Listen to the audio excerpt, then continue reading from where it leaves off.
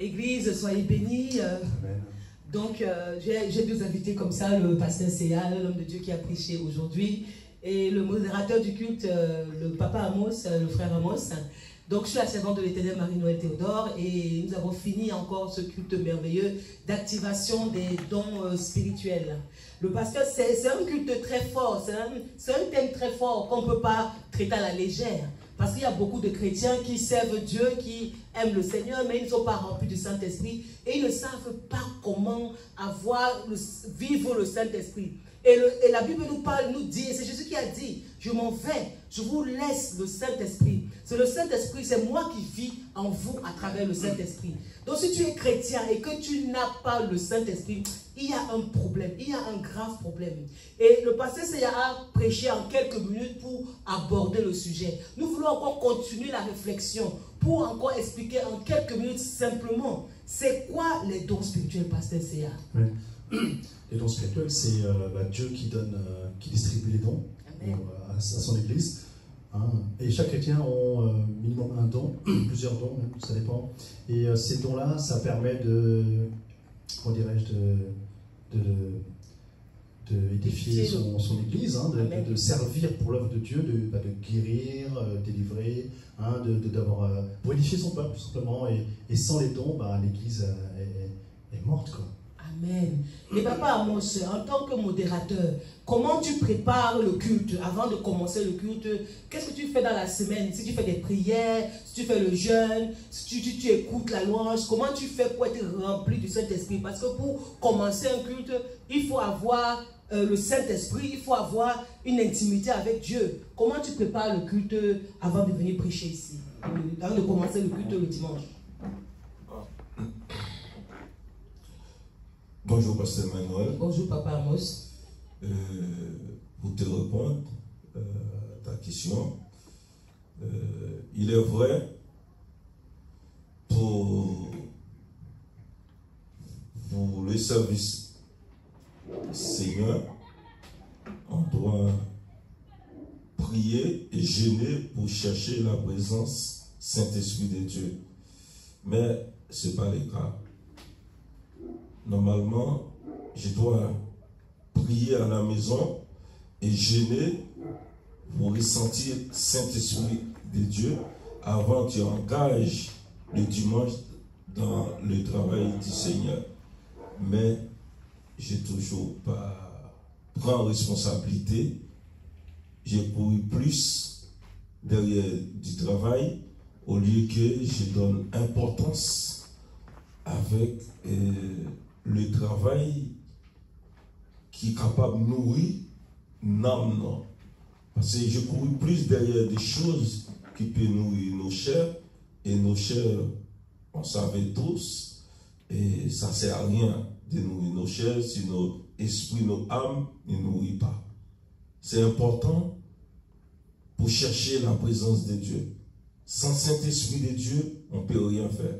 Et si on restait comme ça, dans notre chair, dans notre sang, le Saint-Esprit de Dieu ne va jamais venir sur nous.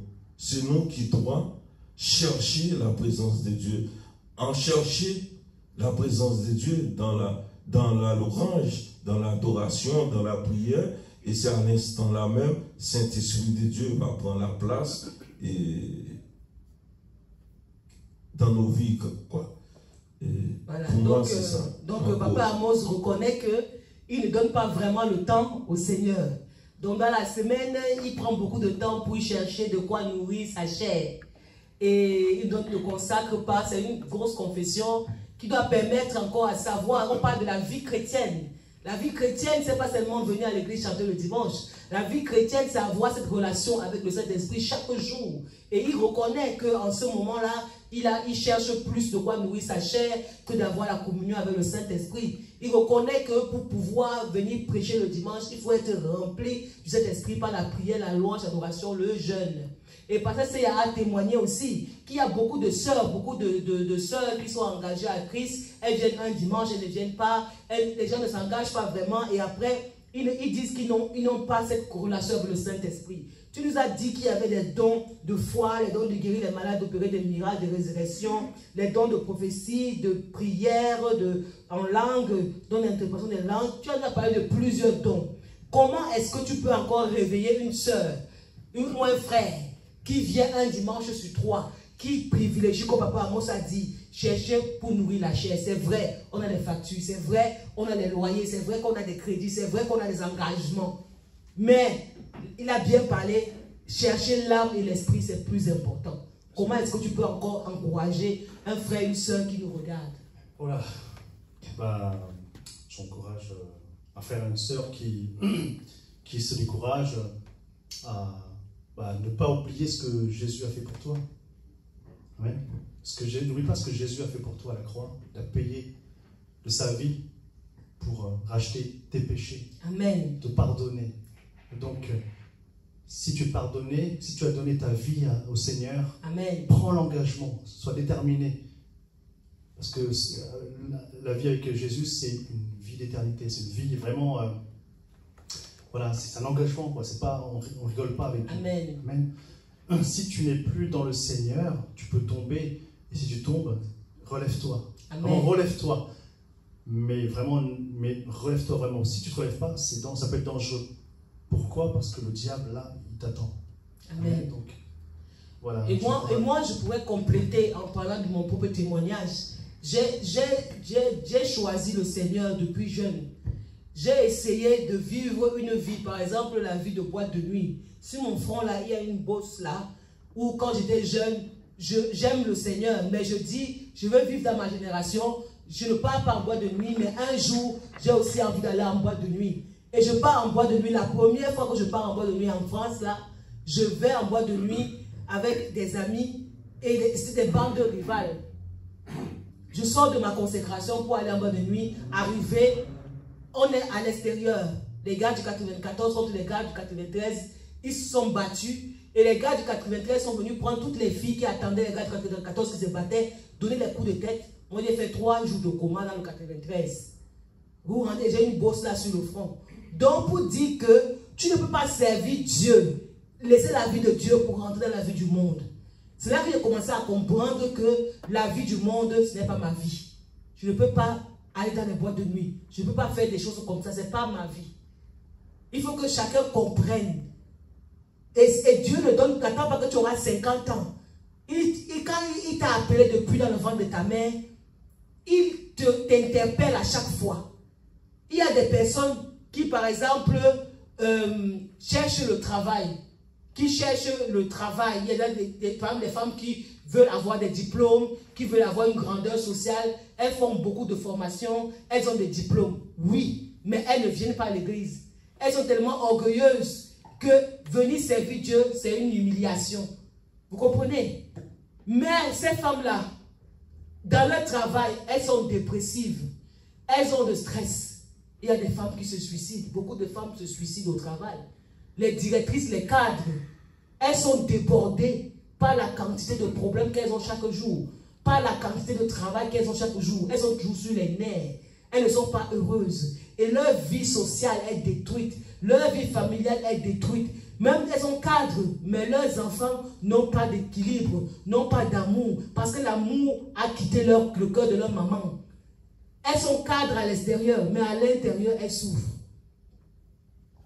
Parce qu'elles ont refusé de s'humilier devant le roi des rois. Ce qui fait que même dans le foyer, ça ne marche pas souvent. Et la plupart du temps, elles sont divorcées parce qu'elles n'ont pas l'amour de Dieu manifesté dans leur vie.